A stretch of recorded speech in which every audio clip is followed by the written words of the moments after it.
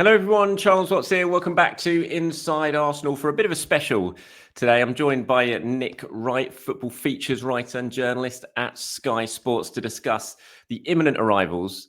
Well, actually, by the time you're watching this, they're probably going to already have been announced. But at the time of recording, we'll still describe them as imminent arrivals anyway, of Noni Madueke and Cristhian Mosquera to Arsenal. Nick, thank you for joining me, mate. How are you? Enjoying the summer? Yeah, very well, very well. Thanks for having me, Charles. Yes, I am enjoying it. It's been a busy one, hasn't it? It feels like the season has technically only just finished, hasn't it? Despite the fact we're in mid-July with the Club World Cup and everything. So yeah, it's been busy from a work perspective, but yeah, ready to go for the new season as well. Absolutely, feels like a fair while ago since the last time we bumped into each other in the press room. But I suppose it was only a couple of months ago at the Emirates when we did that. But a whole lot has gone on since then. Like you said, madly, the season is literally just finished for some clubs, just as Arsenal are about to return for pre-season training. But we're sitting down to do this show today to sort of focus on Madueke and Mosquera, two of the summer rivals that are coming in at Arsenal. It's been a busy summer, but it was kind of quiet initially, and now it's exploded in the last couple of weeks, just as the squad prepare to return and head off to Asia for the pre-season tour. But I'm going to focus predominantly on Madueke and Mosquera. Now, if you guys watching or listening haven't seen Nick's the two sort of detailed pieces he's done on these two players, then I very much urge you to do so. You can find them in the description below. I've got links to both of them where he's looked at the sort of numbers behind both of them and reasons potentially to be positive for Arsenal and reasons also for where there's room for improvement for both as well. So we're going to talk about them. We'll go one at a time, Nick. I wanted to start on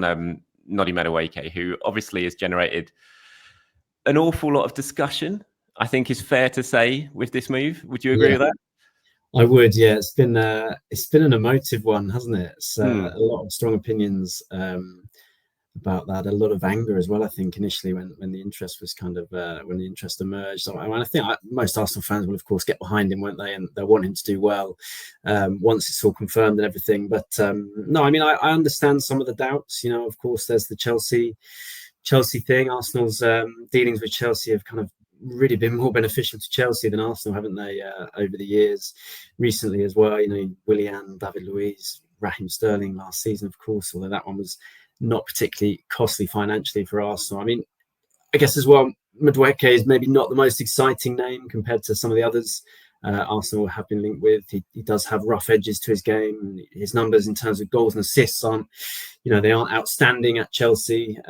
He's maybe not an obvious upgrade in any of our starting positions that we have in the team at the moment. But I mean, I think it's always useful to look at these deals from the perspective of the club, isn't it? And you know, they have kind of best in class analysis capabilities, that they will have watched this player a lot for years, and they're committing what does feel like a big fee, and that tells you they really do have a lot of optimism about what he can bring them. And if you do look into the numbers, you do see really positive things, and he does have some fantastic tools, you know, statistically beyond just the goals and assists. You know, he really ranks as one of the Premier League's most kind of dangerous attacking players. You know, shots, touches in the opposition box, expected goals, expected assists, dribbles. You know, he's got this really brilliant ball carrying ability, I think, that is potentially useful to Arsenal. You know, most shot ending carries per 90 minutes in the Premier League. You can pick out lots of stats like that which really highlight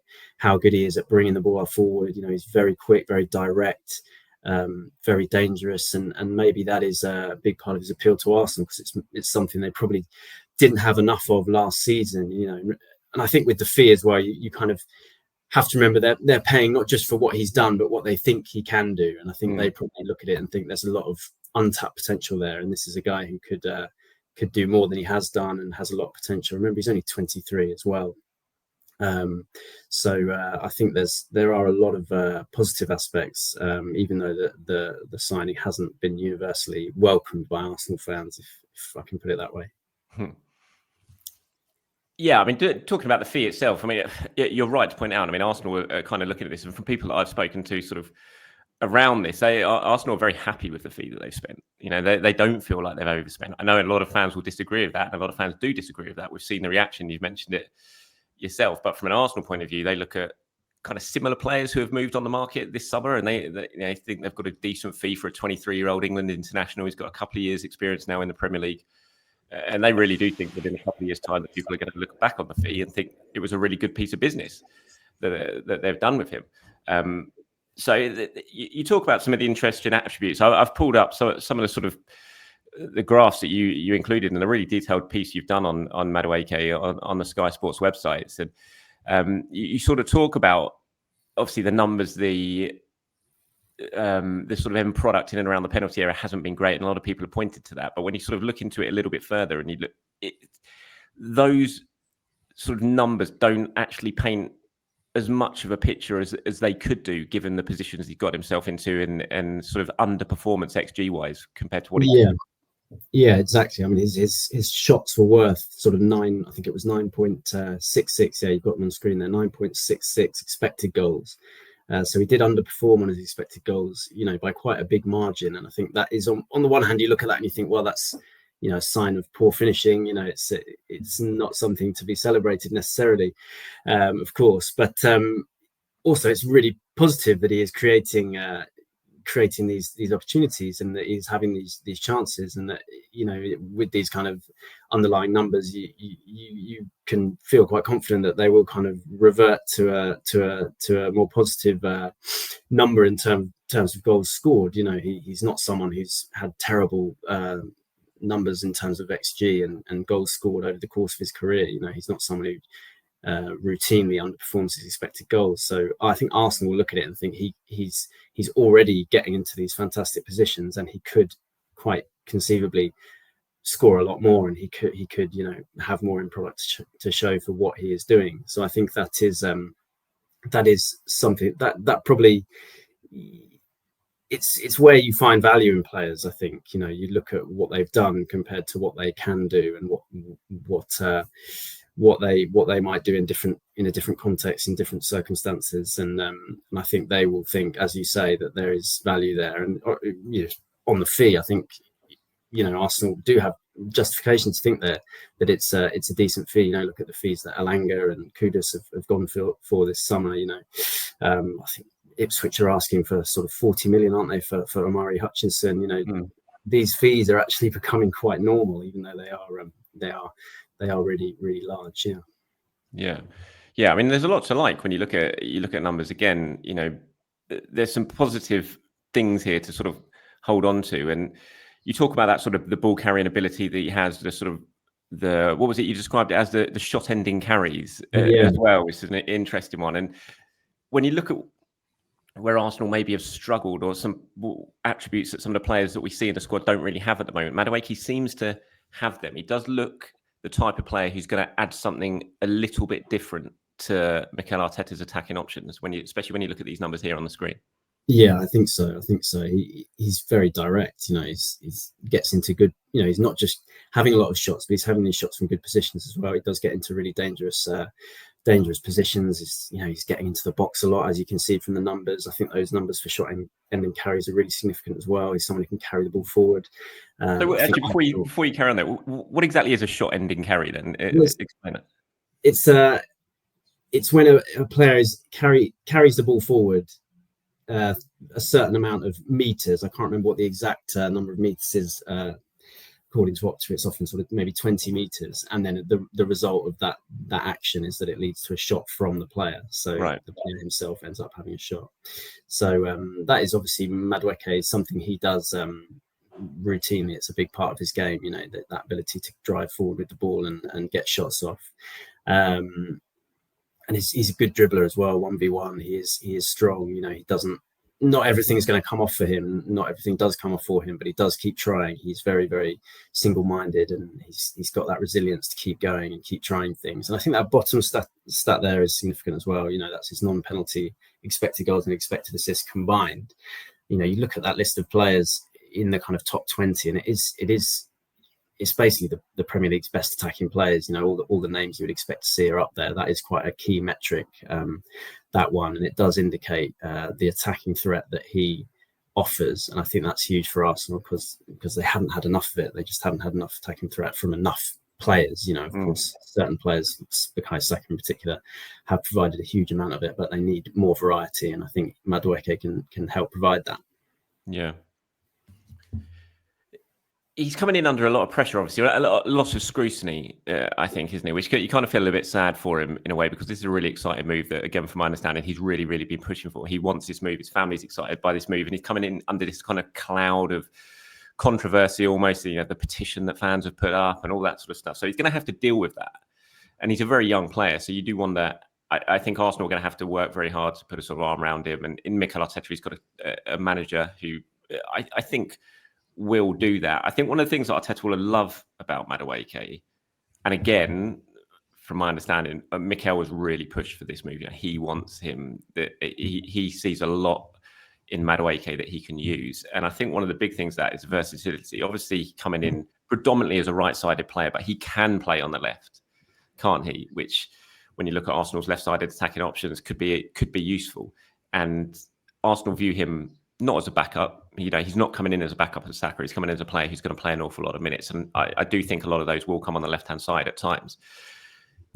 When you sort of looked at his threat, and again, you mentioned this in your piece that you did with him, obviously a lot of it does come from the right-hand side. He did end the season playing in the left, and the numbers weren't great from, a numbers point of view. But when you actually looked at those performances more in depth, he did a lot of good things on the left-hand side there towards the end of the season. Yeah, I think that's right. Obviously, yeah, those graphs there on the screen do show that clearly most of his attacking actions came from that right flank, which you would probably expect because he played the majority of his minutes there. It was only towards the end of the season where he was really used on the left on a consistent basis. But I think that was a significant spell, really. Arsenal probably looked at that as quite important because it gave him a chance to show that he can play there. And yeah, he didn't contribute goals and assists in the games he started on the left, but there were some really good performances on that side.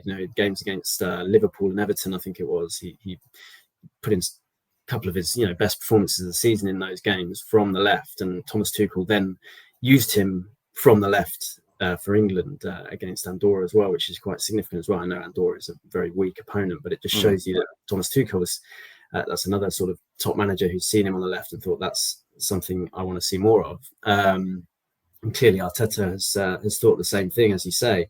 I think it's interesting, isn't it? Because Arsenal have typically had kind of inverted wingers. They're the more popular. That's the trend these days, isn't it? That wingers cut inside and use their stronger foot closer to goal. But it's maybe interesting to think of a winger bringing a different dimension in the way Madueke could on the left. Especially if you recruit a new striker as well. Someone to get on the end of crosses and cutbacks. Someone like Victor Gyökeres. It's an interesting new kind of area in which something Arsenal could explore. Maybe that's something different, different kind of facet in attack. And I think that is key for Mikel Arteta. Over the years, I've done a lot of interviews with him, and he's often talked about the need to evolve and change and keep your opponents guessing. Yeah, I think he is always thinking that every summer, every transfer window. What can we add that we don't have? What can we do differently to kind of to make life difficult for our opponents? And Madueke on the left might be one of those things. And also it would allow Miles Lewis-Skelly or Ricardo Calafiori more space on the inside as well. So yeah, I think it's a really interesting part of it, and I'm sure that those few weeks of the season, towards the end of the season, where he was playing on the left, figured quite prominently in Arsenal's thinking. When they were looking at him as an option there. Yeah.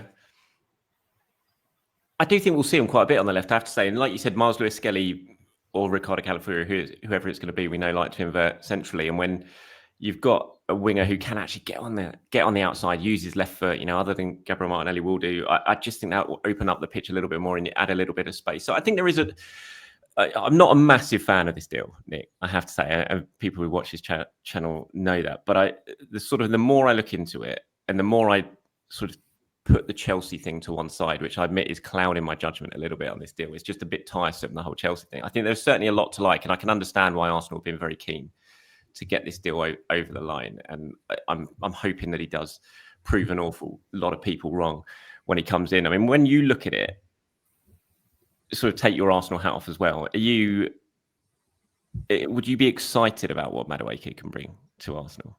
I think there are exciting attributes there for sure. I think he is an exciting player who can add something. Definitely. I mean, I think he's a bit rough around the edges. He's a bit awkward at times. He doesn't, he's not the smoothest at times. Maybe he's not the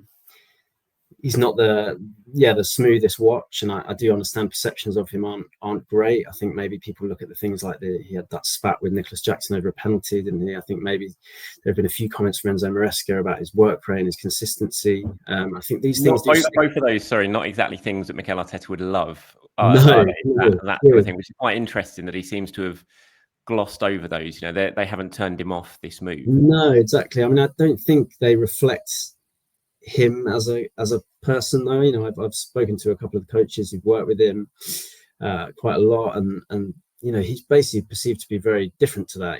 He's really driven, really hardworking. He's a really popular guy. He's an exuberant character. He's well liked, but he's also very serious about his career. This is a guy who left his boyhood club, left England to go to PSV at the age of 16. He's a guy who's been working with an individual coach in his kind of free time for a number of years. He listens to advice, he works hard, and he thinks about his game, and all these are really encouraging things. I think also you have to look at the context of him at Chelsea. He's shown he can handle it at a big club, where expectations are big. How many people would have really expected Noni Madueke to be a regular starter for Chelsea at the beginning of last season? But he made that place his own. He went there believing he could do it. He didn't shy away from the competition they have in that attack. He kind of threw himself into it, and he started more Premier League games than any other wide player for Chelsea last season. So Maresca clearly valued him. I think you have to remember as well, the comments managers they're always designed to get a response out of the players, aren't they? They're kind of, if he felt he could get more from Madueke, he would have tried to get that out. But yeah, I think he's demonstrated good qualities, and I think he's someone who can make a difference. I mean, I've mentioned him winning his place in the team, and you think about actually Chelsea's first game of last season, they lost to Man City. He didn't get off the bench; he was an unused substitute. In the next game, he scored a hat-trick against Wolves. So he's got that drive to show what he can do, and I think that shows that gives you a positive indicator, really. And the individual coach who he's worked with described him as a mentality monster when I spoke to him. He's really, really driven, and of course he wasn't as consistent as he should have been, maybe, in terms of his end product. And that Wolves game didn't lead to him scoring lots and lots of goals over the course of the season. But I think there is a lot to be excited about. It's obviously Arsenal are banking on getting more out of him probably than he delivered at Chelsea. So there is always a bit of risk. There are always uncertainties to these deals, but I think there's a lot to like there as well. Yeah, I mean, you talk about mentality monster. He's coming in behind a player like Bukayo Saka in his position. If you're signing for a club when you got Bukayo Saka, it's very hard for a right winger. Arsenal spent a lot of time trying to find a right winger to come in as sort of cover competition, however you want to describe it, to Bukayo Saka. Tottenham had similar issues when they were trying to sign strikers as backup for Harry Kane. But Madueke hasn't shied away from that. He's pushed for this move. He wants this move. So again, I think that probably shows a little bit about his mentality, that he backs himself to, maybe not be starting every single game, but to get plenty of minutes here at Arsenal. Yeah, absolutely. I think that's right. And that's what he ended up doing at Chelsea. He did get a lot of minutes. He started the Conference League final and played the full game. When Chelsea had big games, he usually was there, usually picked, and that reflects positively on him. Right, let's move on to Cristhian Mosquera now. Obviously, very different fee when it comes to him. Very different sort of profile when it comes to him as well. Certainly from the sort of high-profile nature. I'm excited by this deal, Nick. And I have to say, this summer's been a lot about, for Arsenal, the kind of the here and now, hasn't it? When you look at the signings that they've made, the Christian Norgards, even I know Madueke is young, but he's been in the Premier League for a couple of seasons. But you go and sign Norgard, you go and sign Kepa, Gyökeres, when this deal finally happens, he's 27 years old. But Mosquera is very different from what we've seen so far this season. A player very young still, but does have a lot of experience. He's played so much football in the last couple of years for Valencia. Clearly, really, really talented. Other clubs in Europe pushing for him, and Arsenal have got this deal done. This is an exciting one, I think. He's a very interesting player, Mosquera. Yeah, very interesting, and I think there was a need for another body, wasn't there, in central defence? A young player who can be moulded probably is what they need there, with Saliba and Gabriel so established. They do have a lot of players who can play at centre back, of course. Timber, White, and Calafiori, though, I think are now seen as fullbacks, aren't they? Really, and this tells you that that Arteta certainly sees it that way. I mean, in an ideal world, they might have liked someone with Premier League experience, Premier League ready. Well, they tried for Houseman, didn't they? Yeah, exactly. Yeah. And that shows you, and you can see it, as you mentioned, with all their signings. Really, the Premier League experience is absolutely key generally. But Mosquera, much more affordable. Last year of his contract at Valencia, so a bit of a opportunity there to get him for a decent price. And he is an exceptional case in the fact that he has just played so many minutes, which is so unusual for a young centre-back in particular. I actually remember asking Mikel Arteta about this in an interview I did with him when Saliba was sort of, when he was a younger player going out on loan and potentially coming back and everything. And he talked about the centre-back position, Arteta, as the most complicated on the pitch. He talked about the tactical challenges and the need for experience. And he mentioned that at that point, Saliba, there was so much excitement about Saliba, but he said, well, last season, remember, he was injured. He didn't have a chance to build up that much experience. And at this point, people thought that Saliba was going to come back in and he was going to be, playing games for Arsenal. He actually ended up being sent on loan twice more at that point. So that was in 2020, that interview. And it was only in the last of those seasons, the Marseille season, where he did have an injury-free season and he played regularly, which is when he came back to Arsenal, of course, and immediately started. And Mosquera already has that level of experience, albeit, he doesn't have the level of potential of Saliba. That's not what I'm saying, but he's got that experience. And I think that is so important. As you can see on the screen, more minutes played than any other player under 21 across Europe's major leagues. By a distance as well. I think he started, in your piece, you said he started, since his debut, he started 70 of 72 games.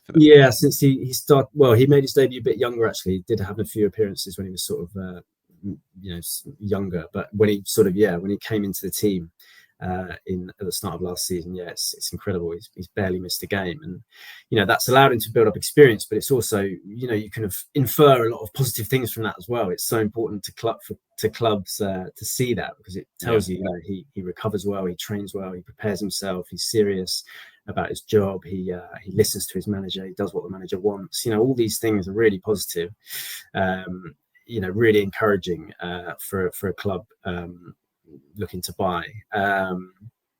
He's got great attributes as well.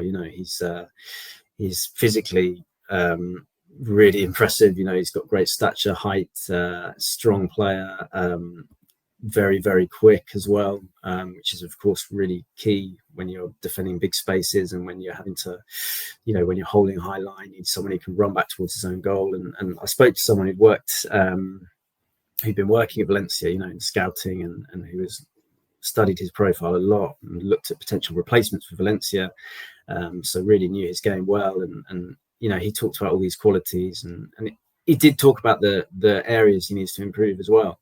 He's got these qualities, but I think one of them, by the way, is his one-on-one defending is absolutely outstanding, really, and that's I'm sure a big one for Arsenal. You see these here. So this is kind of nicely shows one of his biggest strengths, which is his kind of that ability to win the ball and win his duels on the ground. You can see that success rate is really, really higher than any other Arsenal centre back. And then you look at the other side, the aerial duel success rate is a lot lower. Now that stat doesn't tell you everything. It's not kind of black and white. He's bad in the air, but that is definitely an area where he has some improvements to make. And probably another area in which there are parallels with Saliba, I think, because Saliba's aerial game was not a strength when he arrived at Arsenal. That's something that clearly a lot of work has gone into. His aerial dual success rate has actually increased in every season at Arsenal, so they have managed to improve that part of his game, and he is now pretty commanding in the air. Saliba, isn't he? He's strong. So there are definitely areas to work on, as you would expect for a 21-year-old centre back. He's only just turned 21. It's very young. Really encouraging, I think. And remember, he's got all that experience. He's not playing for a Getafe or a Leganés. He's playing for one of the biggest clubs in Spain, in Valencia. I know they've obviously fallen from where they would like to be, but expectations are high, pressure's high, big fan base, a lot of attention on you, and he's managed all that managed to retain his place in the team under 2 different managers. So yeah, he's looks like a good signing and someone who can come in and should be able to step in pretty quickly, as well as be one for the future. It's a good job he's got Saliba and Gabriel ahead of him, actually, because looking at his numbers, he could do with a bit of a rest. The amount of football he's played at the moment would be quite nice to sit on the bench for a while and sort of recuperate having all those minutes. He's going to have to get used to that, right? He's going to have to adjust to playing fewer games. Like Cristhian Norgard coming in from Brentford. These guys are going to have to adapt to. I mean, it is a tough sell, isn't it? We talk about it with a striker, but it's a tough sell. I mean, to any centre back, you're coming in, right? Who have you got in front of you? Oh, Saliba and Gabriel. It's like a very tough sell to come in. I think one thing he does have. Sorry, yeah. The one thing is he has that ability to play both sides. I guess. Was going to say, he's obviously right-footed, but from my limited knowledge of him and what I've sort of learned since this move's taken place, he looks very comfortable on his left foot. He's played as a left centre back at times for Spain and for Valencia as well. He's not just a right-sided centre back. He can actually play right back if needed. Kind of, we know at Arsenal sometimes that is the case because we have had to draft players into right back at times with the injury records of Saliba and with Ben White and Duran Timber. So there's clearly a lot of talent there. He's versatile, which we know Mikel Arteta absolutely loves in pretty much every player that he brings to the club. So he's an interesting one. I was interested by this stat in your piece that you did, and sort of the improvement he showed in just a short space of time from that first season of playing regular football for Valencia to the second. You look at his numbers there, and certainly the ones listed are on an upward trajectory. So he's learning sort of on the job, and he's improving on the job as well, which is a key sign, I suppose, sort of mentally as well. He's thinking about what he needs to improve on, and he is improving that as well, which is a good sign. Yeah, definitely. I think that there's been a lot of improvement under the new manager Corberán at Valencia. I think I was told that going into the under-21s, the Spain under-21s, has helped him improve his kind of distribution and that side of his game as well. And the numbers are positive, aren't they? Look, clearly he's taking more responsibility in their build-up, more touches, more passes, and then more forward as well. He's not like he's not the most ambitious passer, I don't think. I think he tends to keep it fairly simple, but you do see there that he is showing a little more ambition in terms of getting the ball forwards. That percentage has increased quite significantly there, and his overall success rate as well. So he's making fewer mistakes in terms of giving the ball away. He's really secure with the ball, and again, that's just positive, isn't it? It just looks encouraging, and you can see why Arsenal think, well, maybe previously that was an area where you thought, is he of the level to fit in? Now they're probably thinking he's shown enough to suggest that he can contribute in that sense as well as defensively. Yeah, I think RB Leipzig is one of the clubs who are interested in him, and they've got a decent enough record of bringing in young centre backs and then their success. So I'm holding on to that. I mean, when you look at Arsenal's business overall this summer, obviously we've still got a little bit still to do. Hopefully, I mean, Gyökeres should follow by the time this video has gone out, then maybe it will already have been confirmed, and hopefully there'll be at least one more edition before now and the end of the window after that. When you look at the business Arsenal have done and the players they've brought in and how they've strengthened the squad, the areas they've strengthened it on, how are you feeling about going into the new season and how well equipped Arsenal are to potentially certainly improve on what they showed last season?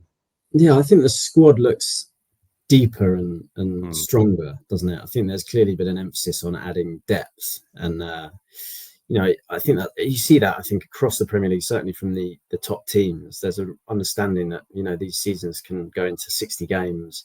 The football is becoming more and more intense. You need a big squad. You need options, and Arsenal, of course, know that very well from last season. The injuries had such a big impact, didn't they? They just couldn't cope with the injuries. Really, they didn't have enough resources, and I think it's been a big focus of theirs to address that and have more depth. Maybe people would like more players that they think could go straight into the starting lineup and be upgrades on what Arsenal already have. But I think the need for depth is really is absolutely crucial, really. And I think the squad now does look much deeper.